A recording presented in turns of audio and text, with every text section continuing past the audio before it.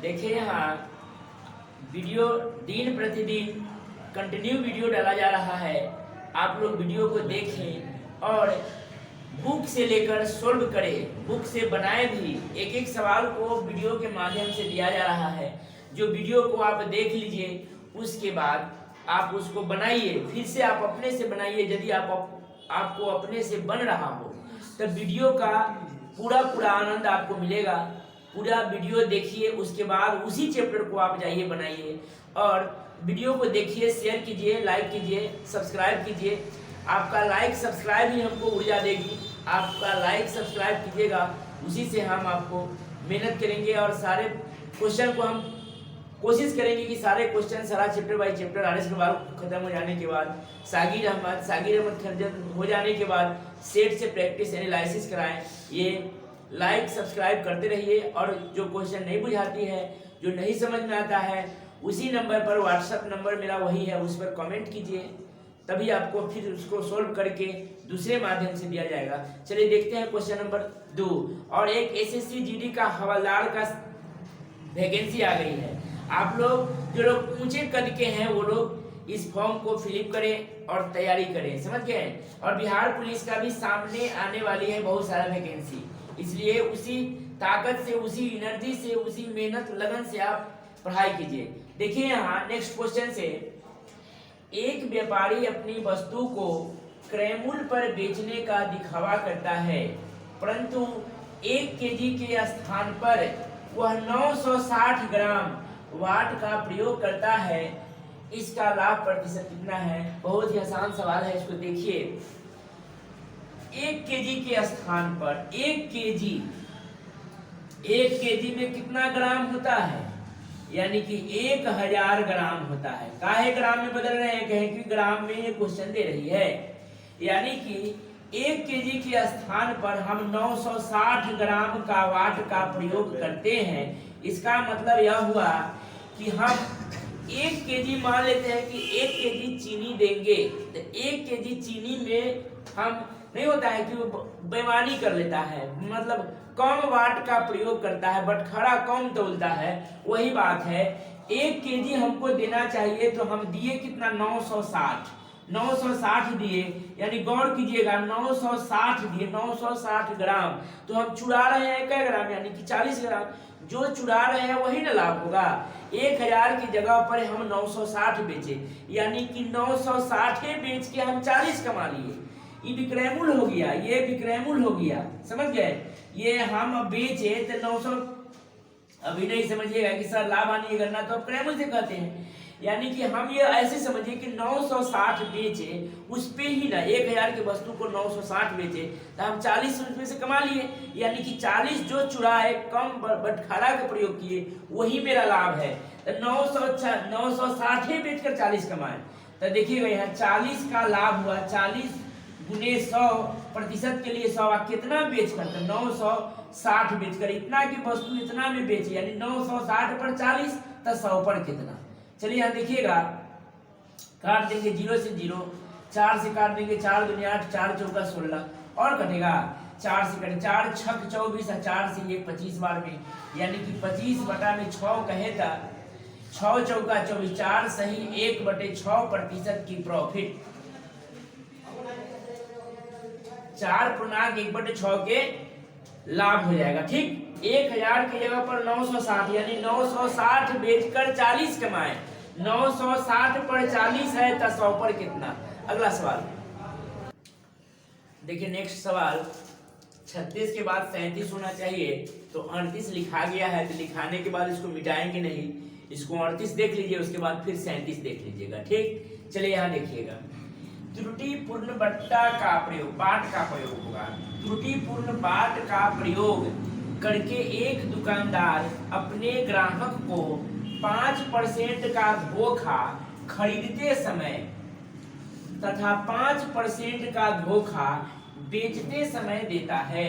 उसका लाभ प्रतिशत कितना है? बहुत ही सिंपल सवाल है, बस जितना परसेंट की कमी उतने परसेंट की वृद्धि वाले बात बताए हैं वही होगा, सेम वही पर बनेगा। लेकिन यहाँ ध्यान दीजिएगा, जैसे मान लेते हैं कि हम दुकानदार हैं, हम आपको बेचे, हम खरीदे ना, जब हम वस्तु को खरीदे तो उसको वस्तु वाले को धोखा दे दिए, इसको 5% की त्रुटि बने, इतना ही होगा नहीं कह देता है। यानी कि खरीदते समय हम 5% के धोखा दे दिए, तो हम वस्तु को खरीद लाए, अब बेचते समय भी हम 5% के धोखा दे रहे हैं, 5% की धोखा दे रहे हैं। तो जनरली कहेगा कि 5% नहीं दे रहा और 5% 10% लाभ नहीं।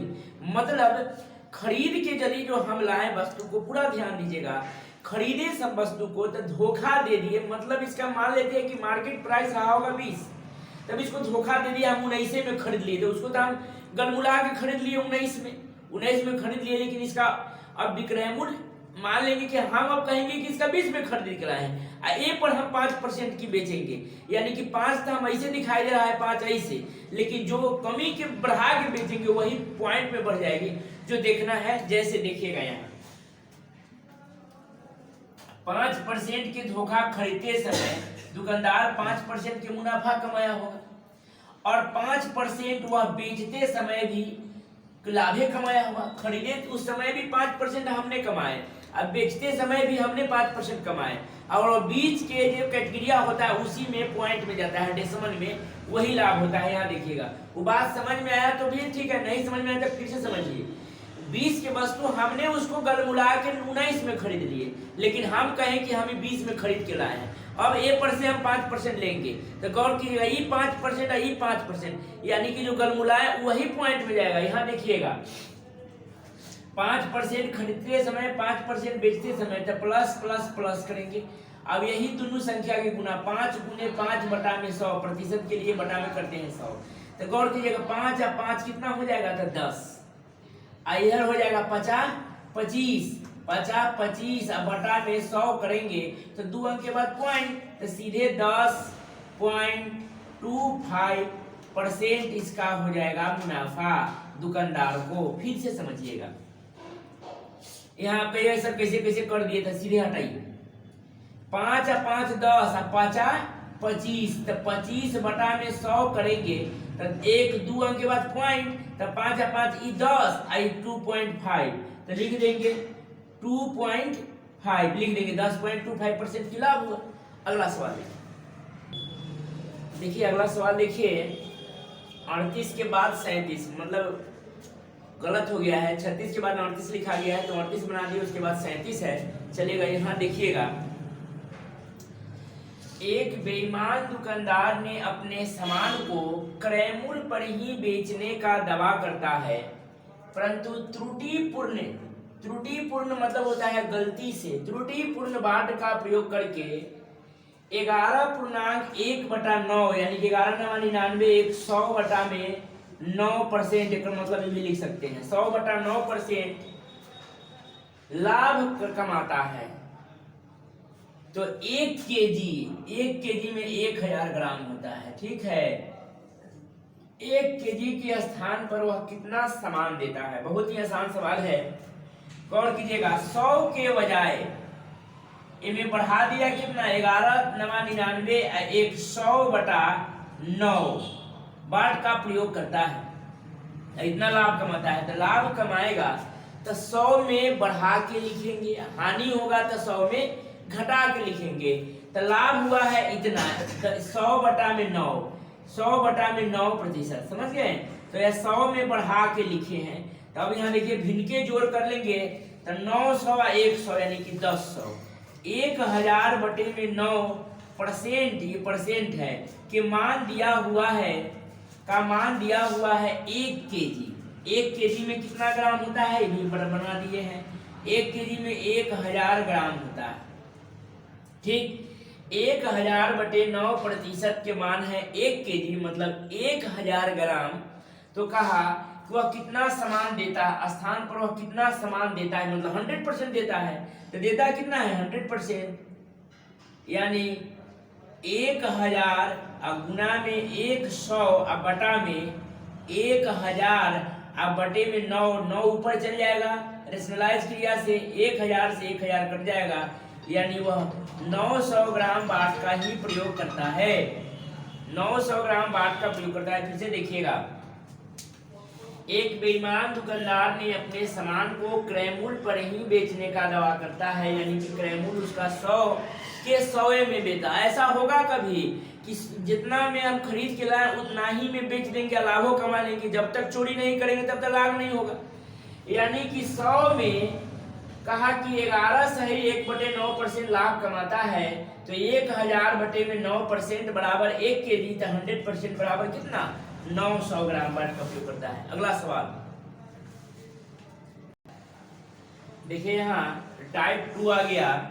इस टाइप को पढ़ाते हैं। यदि वर्तमान मूल्य पूछे तो सवाल ही जवाब है। यदि वर्तमान मूल्य पूछे तो सवाल ही जवाब है। वर्तमान मूल्य पूछे तो सवाल ही जवाब है। वर्तमान मूल्य पूछे तो सवाल ही जवाब है। मतलब इस टाइप को देखिएगा थोड़ा, ये बहुत पेचीदा है और कहिए तो बहुत ही आसान है। ध्यान में रखनी है एक बात कि यदि वर्तमान मूल्य पूछे तो क्या है? सवाल ही जवाब है। अंडों के भाव में 25% कमी होने के बाद 162 रुपया में 2 दर्जन अंडे अधिक खरीदे जा सकते हैं। अंडों का प्रारंभिक, मतलब यही अंडरलाइन कर दीजिएगा, यही बात ध्यान में रखिएगा।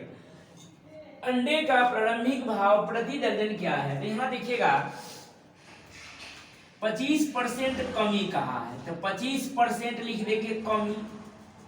25% कमी, सिर्फ यहाँ 25% लिख के माइनस कमी है तो कमी, या वृद्धि है तो प्लस लिखेंगे और आगे बढ़ेंगे। नीचे अभी कुछ नहीं लिखेंगे। 162 रुपया में कै दर्जन, यानी कि 2 दर्जन। 162 रुपया में कै दर्जन? तो 162 रुपया में 2 दर्जन। 162 रुपया में 2 दर्जन अंडे। इसको दर्जन नहीं लिखना था, आपको दिमाग में कंफ्यूज हो पड़ेगा।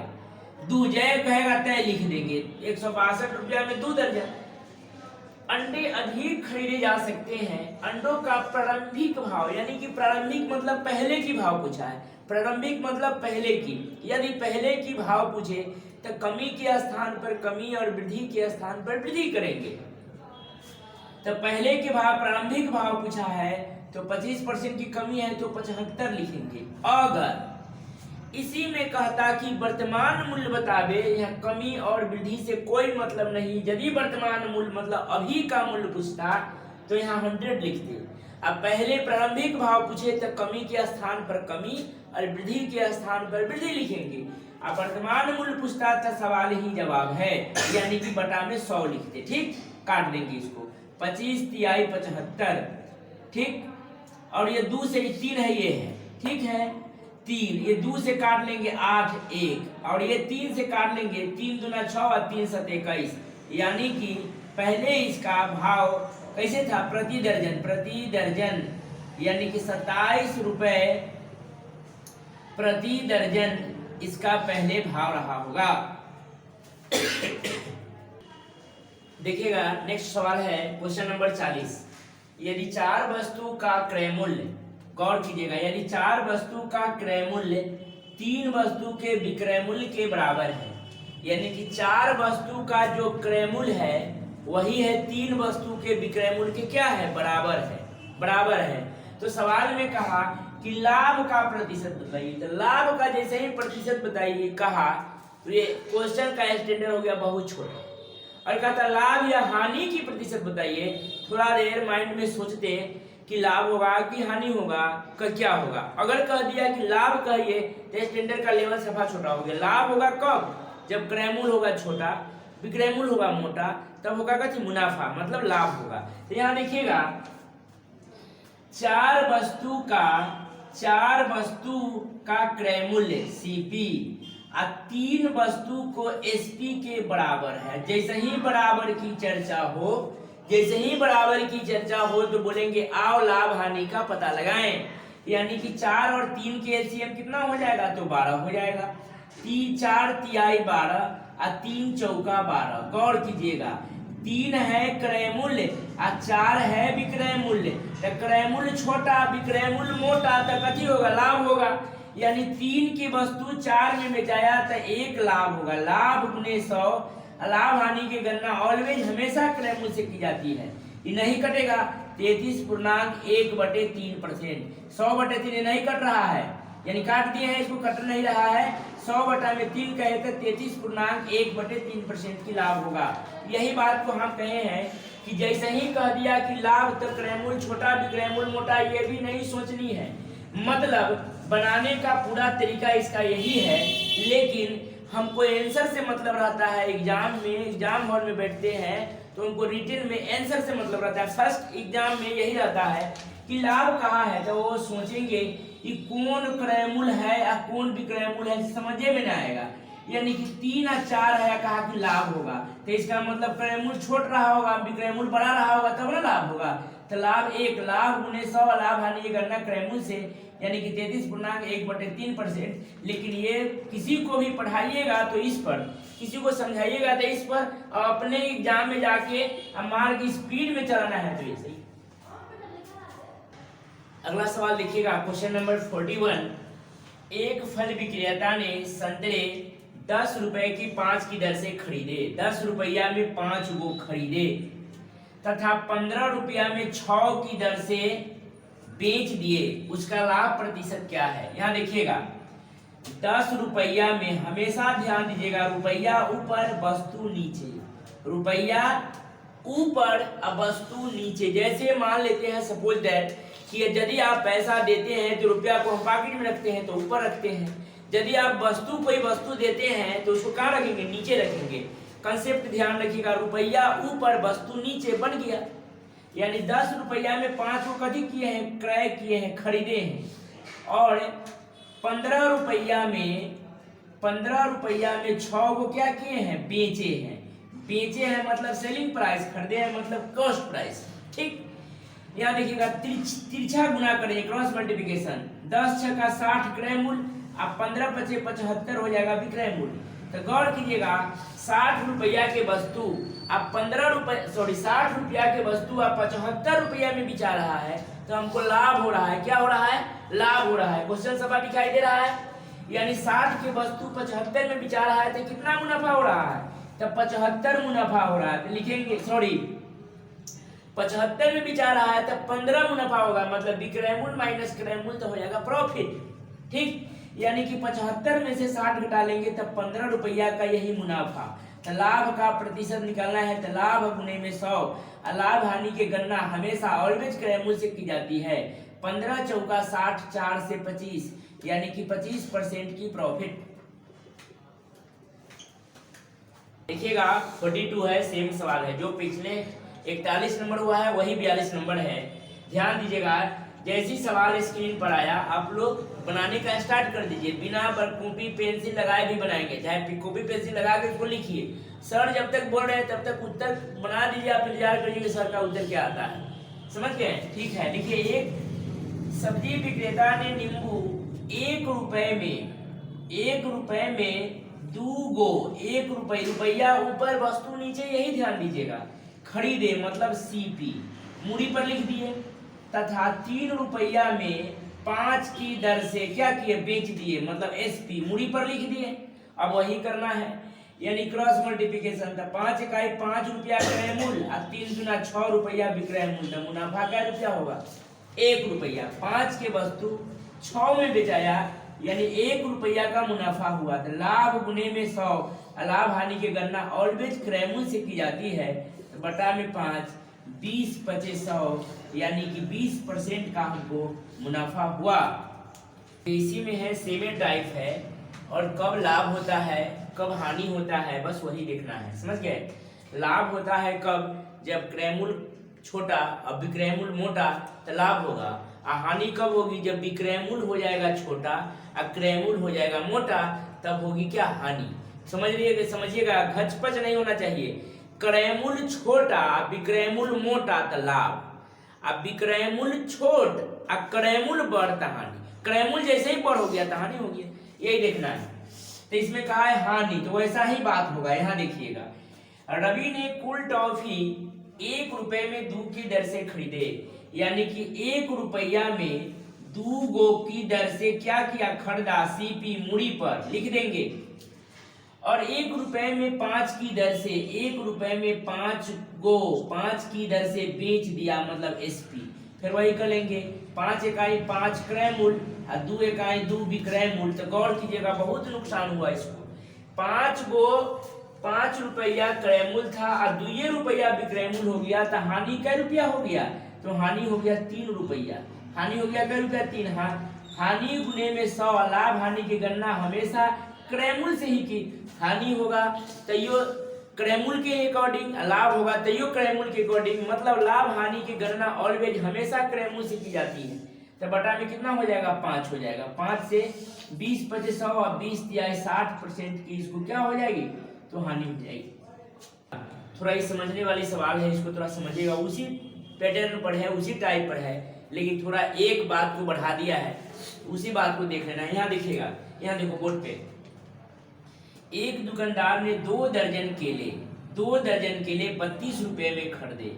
32 रुपया में 2 दर्जन खरीदा, यानी कि रुपया सर सिखाए हैं ऊपर, 32 रुपया में 2 दर्जन, यानी कि 2 दर्जन में क्या वो होता है?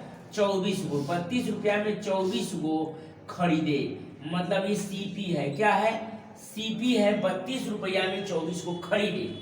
इनमें से उसने 18 किलो को 12 रुपए प्रति दर्जन से दर्जन खरीदे। गौर कीजिएगा, यही नहीं समझता है सब, 2 बार 3 बार समझाना पड़ता है। 18 किलो को 12 रुपए प्रति दर्जन, मतलब 18 वो केला को हम बेचे 12 रुपए प्रति दर्जन के भाव से। मतलब एक दर्जन को बेचेंगे तो 12 रुपया में, मतलब एक दर्जन में होता है 12 गो, एक दर्जन में 12 गो, यानी 12 रुपए प्रति दर्जन। एक दर्जन में 12 गो, मतलब 12 केले को दाम 12 रुपया। एक केले के दाम कै रुपया? 1 रुपया। तो एक केले के दाम 1 रुपया, तो 18 गो केला बेचाया तो 18 रुपया में बेचाया होगा। पूरा ध्यान दीजिएगा। यहाँ एक दर्जन बराबर होता है 12 गो, सोलही में 16 गो होता है, ठीक। यानी एक दर्जन में कै गो होता है? तो 12 गो, यानी कि 18 किलो को उसने 12 रुपए प्रति दर्जन, मतलब एक दर्जन में 12 गो होता है, तब प्रति दर्जन मतलब 12 रुपए प्रति दर्जन बेचे, तो 18 गो केला के दाम 18 रुपया, यानी कि 18 गो केला के दाम कै रुपया हो जाएगा? 18 रुपया। 18 गो केले के दाम हो जाएगा 18 रुपया, ठीक। अब कहा कि शेष केले, तो शेष केला कितना बच गया? 2 दर्जन में शेष केला कितना बच गया? यानी कि 6 गो, तो 6 गो बच गया। तो 6 गो केले को कहा कि शेष दर्जन को 4 रुपए प्रति दर्जन की भाव से बेचा, मतलब शेष केला बच गया और उसको 4 रुपए प्रति दर्जन में बेच दिया, मतलब 4 रुपया में 12 गो बेचता था। 4 रुपया में 12 गो बेचेगा, तो यहाँ केला तो 6 गो है, तो 12 गो केला के दाम होता तब 4 रुपया, तो मतलब 6 गो केला के दाम कै रुपया होगा? तो 6 गो केला के दाम होगा 2 रुपया, यानी कि 18 रुपया और 2 रुपया 20 रुपया में यह विक्रय किया है। कै गो केला को? तो 18 6 24 गो केला को वह विक्रय किया है 20 रुपया में। ध्यान दीजिएगा, यानी कि बेचा 20 रुपया में कै गो केला? 24 गो केला बेच दिया वह 20 रुपया में। इतनी से हमको लाभ या हानि की गणना, यानी कि ये 24 दोनों बराबर है, तो लाभ हानि की गणना हमको वहीं से निकल जाएगा। अन्यथा इसको गुना करके भी करेंगे तब भी पिछलका तरीका पर आ गए बन जाएगा, लेकिन वो थोड़ा भारी हो जाएगा, क्योंकि यदि समान वस्तु सेम हो, यदि वस्तु सेम हो, तो यहाँ देखिए 32 रुपया क्रय मूल्य है और 20 रुपया विक्रय मूल्य है, तो नुकसान कै रुपया हो रहा है? नुकसान हो रहा है 12 रुपया। तो 12 गुने 100, लाभ हानि की गणना हमेशा क्रय मूल्य से, यानी 32 से। 32 के वस्तु 20 में बेचा गया, तो 12 रुपया के नुकसान गुने 100 बटा में क्रय मूल्य, यानी कि 32 के अकॉर्डिंग। 4 तिहाई 12, 4 8 32, 4 से 4 दूनी 8, 4 से 25, 25 तिहाई 75 बटा में 2, यानी कि 37.1/2% की नुकसान हुआ, यानी कि हानि प्रतिशत कितना हुआ? तो 37.5% की हानि हुआ। समझ गए होंगे? यहाँ देखिएगा, फिर से नहीं समझे तो फिर से देखिए, यही फंडा समझने वाली है। 18 केलो को 12 रुपए प्रति दर्जन, मतलब एक 12 रुपया में एक 12 गो केला के दाम 12 रुपया, तो एक केला के दाम 1 रुपया, तो 18 गो केला के दाम 18 रुपया। शेष केला बच गया 6 गो, 4 रुपए प्रति दर्जन, मतलब 12 गो होता तब 4 रुपया मिलता, यानी कि 6 गो केला है तो 2 रुपया मिलेगा। तो 18 और 2 20 रुपया में 24 को बेचे, यानी 20 रुपया में 24 को बेचे, 32 रुपया में 24 को खरीदे हुए थे, तो हमको नुकसान लग गया, यानी नुकसान कितना हो गया था, अंतर 12, हानि गुने 100, लाभ हानि की गणना क्रयमूल्य से, यानी कि 37.5% की हमको हानि होगी। अगला सवाल देखिएगा बोर्ड पे 45, 36 गो संतरा बेचने पर एक फल विक्रेता को 4 संतरों के विक्रय मूल्य के बराबर हानि हुई। 4 संतरों के विक्रय मूल्य के बराबर हानि हुई, उसे कितने प्रतिशत की हानि हुई, यहाँ ध्यान देना है। 36 गो संतरा जो हम बेचे, संतरा को बेचे, सेल किए, सेलिंग प्राइस सेल किए, तो 4 संतरे के बराबर, तो 4 संतरा के बराबर क्या हुआ, हानि हुआ। तो सोचिएगा कि यदि इस वस्तु को हमने 20 रुपए में बेचा, एकदम पूरा प्रैक्टिकल समझिए, पूरा अपने आप समझ में आ जाएगी। अगर इसको हमने 20 रुपया में बेचा तो हमको न पता रहेगा कि हमको लाभ होगा कि हानि हुआ। तो हम जब इसको 20 रुपया में बेचे तो हमको 5 रुपया की हानि हो गया। कै रुपया की हानि हुआ, 5 रुपया की हानि हुआ। तो सोचिएगा, आप अपना से दिमाग लगाइए, अगर 5 रुपया की हानि हुआ, अगर 5 रुपया अगर इसमें हम लगा देंगे तो क्रय मूल्य के दाम इतना हो जाएगा। ये 20 रुपया की वस्तु बेच दिए, हमको 5 रुपया नुकसान लग गया। अगर 5 रुपया हम इसके साथ रख देंगे तो क्रय मूल्य इतना आ जाएगा, नहीं आ जाएगा।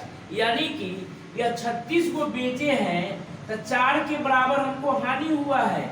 इसका मतलब पूरा साफ है कि 40 रुपया इसका क्रय मूल्य रहा होगा। 36 को बेचे, 4 हमको नुकसान किया, अगर नुकसान को हम इसमें जोड़ देंगे विक्रय मूल्य में तो क्रय मूल्य नहीं आ जाएगा, यानी कि 40 रुपया क्रय मूल्य आ जाएगा। ठीक, और 36 को बेचे तो 4 के बराबर हमको हानि हुआ। तो क्रय मूल्य जैसे ही पता चल गया, वैसे ही लाभ या हानि कुछ भी हम आसानी से, कुछ भी कैसे, हानि ही होगा। हानि प्रतिशत हम आसान से निकालेंगे, यानी कि हानि तो बताइए रहा कै गो हुआ है, तो संख्या में 4 गो, हानि का प्रतिशत तो गुने 100, लाभ हानि की गणना हमेशा किससे, तो क्रय मूल्य से की जाती है। 0 से 1 0 काट लेंगे, 4 से 4 कट गया, यानी कि 10% की हमको हानि हो जाएगी। 10% की क्या हो गया, हानि। फिर से समझिए इसको, 36 को बेचे तो हमको नुकसान हो गया 4 के, अगर 4 को नुकसान नहीं होता तो क्रय मूल्य मेरा 40 रहता, क्रय मूल्य मेरा 40 रहता, तो नुकसान हुआ कितना है, तो नुकसान का परसेंटेज निकाल लेते हैं। तो नुकसान हुआ है 4, तो नुकसान गुने में 100, और नुकसान या फायदा लाभ हानि की गणना हमेशा क्रय मूल्य से की जाती है, तो क्रय मूल्य 40, यानी 10% की हमको हानि हो जाएगी। टाइप है, ये टाइप की सवाल लिखिएगा पहले, यानी एक दुकानदार 1 रुपए की 6 की दर से टॉफियां खरीदता है। क्रय मूल्य हमेशा 100% होती है, क्रय मूल्य हमेशा 100% होती है। विक्रय मूल्य होगा तो या तो लाभ नहीं तो हानि, विक्रय मूल्य होगा तो लाभ होगा नहीं तो हानि, जबकि क्रय मूल्य होगा तो हमेशा वो 100% होती है। तो 1 रुपए की 6 की दर से खरीदता है, यानी कि क्रय मूल्य है तो 100 के मान होगी। वह 1 रुपए की कितनी टॉफियां बेचे कि उसे 20% की लाभ हो। एकदम आसान सवाल है। यहाँ देखिएगा, 1 रुपए में 6 की दर से खरीदता है, यानी कि 1 रुपया में 6 गो, 1 रुपया में 6 की दर से क्या हुआ, खरीदता है, मतलब क्रय मूल्य है। क्रय मूल्य है तो हमेशा ध्यान दीजिए, क्रय मूल्य हमेशा 100% होती है, क्रय मूल्य हमेशा 100% होती है। 1 रुपया में 6 को खरीदे तो वह क्रय मूल्य हुआ, क्रय मूल्य हमेशा 100% होती है। तो 1 रुपये में कितनी की दर से बेचे 1 रुपये में कितनी टॉफियां बेचे कि उसे 20% की लाभ हो, मतलब लाभ निकालना है 20%। तो 20% बराबर क्या, अपने ऑलरेडी निकल जाएगा। 1 रुपया में 6 की दर से खरीदते हैं तो हमको लाभ कमाने के लिए 1 रुपया में 6 को से कम बेचना होगा, 1 रुपए से 6 को कम में बेचेंगे तभी ना लाभ होगा। मतलब मान लेते हैं कि 1 रुपया में हम नींबू 6 को खरीद के लाए, और जब हम बेचेंगे हमको लाभ चाहिए 20%, तो 1 रुपया में 6 को खरीद के लाए हैं, तो 1 रुपया में कम बेचेगा, 6 से कम बेचेगा तभी ना लाभ होगा। बस वही ध्यान देना है। तो 20% की लाभ हो तो क्या करेंगे, तो तिरछा गुना कर देते हैं, यानी कि 1/6 और गुना 120 और बटा में ये आ जाएगा 100। 20 बचे 20 छका 6 से 6, यानी कि 1 रुपया में 5 गो, 1 रुपया में कै गो 5 गो हमको बेचना होगा, तभी हमको 20% की लाभ होगी। समझ में आया? फिर से देखिए, क्रयमूल्य 1 रुपया में 6 की दर से खरीदे थे, क्रयमूल्य है तो ये 100 के मान है, तो 20% लाभ के लिए 1 रुपया में 5 गो, यानी कि उत्तर इसका दिया हुआ रहेगा बुक में 5 गो। ऐसे इसका यही मतलब हुआ कि 1 रुपया में कै गो, तो 1 रुपया में 5 गो। चलिए हम देखिएगा, एक दुकानदार कुछ संतरे 15 रुपए प्रति दर्जन से तथा उतने ही संतरे 10 रुपए प्रति दर्जन की दर से खरीदता है। इन सब को 14 रुपए प्रति दर्जन से बेचकर वह 60 रुपया लाभ कमाता है। उसने कुल कितने संतरे खरीदे? बहुत आसान सवाल है, देखिएगा थोड़ा इसको। यानी कि 15 रुपया में 12 गो खरीदे, और आगे बढ़े तो 10 रुपया में दे रहा था 12 गो, 10 रुपया में 12 गो, यानी कि 15 और 10 कितना होता है, तो 15 और 10 25, 25 रुपया में कै गो, तो 12 12 कै गो 24 गो। ये क्या किया है, खरीदता है, यह सीपी है। 25 रुपया में, यहाँ ध्यान दीजिएगा, 25 रुपया में कै रुपया ऊपर वस्तु नीचे, 25 रुपया में 24 गो वस्तु खरीदे, गो नहीं लिखते हैं, समझ जाइएगा। 24 को ये क्रय किए हैं, खरीदे हैं, तो क्रय मूल्य लिख देंगे मूड़ी पर। आगे यहाँ देखिएगा, फिर आगे यहाँ देखेंगे 14 रुपए प्रति दर्जन की दर से बेचकर वह 60 रुपया लाभ कमाता है, तो रुपया ऊपर लिखेंगे। 14 रुपया में प्रति दर्जन यानी 12 गो वह बेचकर 60 रुपया लाभ कमाता है। तो यहाँ देखिएगा, अगर वस्तु सेम रहता तो यहाँ से हम देख लेते लाभ या हानि। वस्तु सेम रहता तो यहाँ इसको गुना करना पड़ेगा, तो 25 गुने 12 करेंगे, 25 दहाई के 50, 25 दहाई के 250, अब 25 दूनी 50, यानी कि क्रयमूल्य हो जाएगा 300। अब विक्रयमूल्य यहाँ हो जाएगा 24 गुने 14, तो यहाँ देखिए 24 गुने 14 करेंगे तो 24 दहाइया के कितना हो जाएगा 240, अब 24 चौका 96, यानी कि 336 रुपया विक्रयमूल्य हो जाएगा। तो क्रयमूल्य छोटा विक्रयमूल्य बड़ा तो लाभ होगा, तो लाभ कै रुपया होगा, तो 36 रुपया। सवाल में यही लाभ कहा कै रुपया 60, तो 36 के मान 60 है। तो वस्तु बतलाइए, यानी कि 24 गुने 12, यही ना वस्तु है, 24 गुने 12 टोटल वस्तु निकल जाएगी। यहाँ लिखेंगे 60 गुने 24 गुने 12, अब बटा में क्या हो जाएगा 36, बटा में हो जाएगा 36। यहाँ से निकलेगा संख्या, यहाँ से क्या निकलेगा, संख्या निकलेगा। काट देंगे इसको, 6 से 12 से 12 तिहाई 36, और 3 से 3 8 24, 6 8 48, यानी कि 480 गो, मतलब ये संख्या निकला, संख्या 480 गो संतरा संख्या। लेकिन सवाल में कहा उसे कुल कितने संतरे खरीदे, हम मतलब संतरा कहेगा तो 480 हो जाएगा। अगर इसको दर्जन में है, थोड़ा सा मिसप्रिंट हो गया है, दर्जन में उत्तर ले ले है दर्जन, तो यहाँ दर्जन में कर देंगे, तो एक दर्जन में कै गो होता है, तो 12, 12 से भाग करेंगे, 12 से भाग करेंगे, 12 चौका 48, 12 चौका 48, यानी कि 40 दर्जन। अगर संख्या कहेगा तो 480, दर्जन कहेगा तो 12 से भाग कर लेंगे, 40 दर्जन। अगला सवाल देखिए, अगला टाइप है, एक व्यक्ति कुछ अंडे 1 रुपए की 2 की दर से, 1 रुपए की 2 की दर से तथा उतने ही अंडे 2 रुपए की 3 की दर से 2 रुपए में 3 गो, 2 रुपए में 3 की दर से खरीदता है मतलब सीपी, सीपी खरीदता है। इन सबको 2 रुपए की 5 की दर से बेचने पर, इन सबको 2 रुपया में 5 गो की दर से बेचने, एसपी सेलिंग प्राइस, बेचने पर उसे कितने प्रतिशत की लाभ अथवा हानि होगी। बहुत अच्छा सवाल है, देखिएगा इसको। 1 रुपया में 2 गो खरीदे, 2 रुपया में 3 गो खरीदे, 2 रुपया में 5 की दर से बेचने पर, तो मतलब सबसे पहले सबका गुणज करेंगे तो 5 तिहाई 15 दूना 30, टोटल कितना गुणज आ गया 30। ठीक है, यहां देखिएगा 30 का 1/2, 30 का 1/2 निकालेंगे। यहां देखिएगा 30 का 1/2 यानी कि कितना आ जाएगा, तब 15 लिख दिए, 15 रुपया। फिर यहाँ शेष नहीं कहा तो 30 का 2/3, 3 दहाई 30, तो 10 दूना 20 यानी कि 20 रुपया। ई भी क्रयमूल है, ई भी क्रयमूल है, क्रयमूल।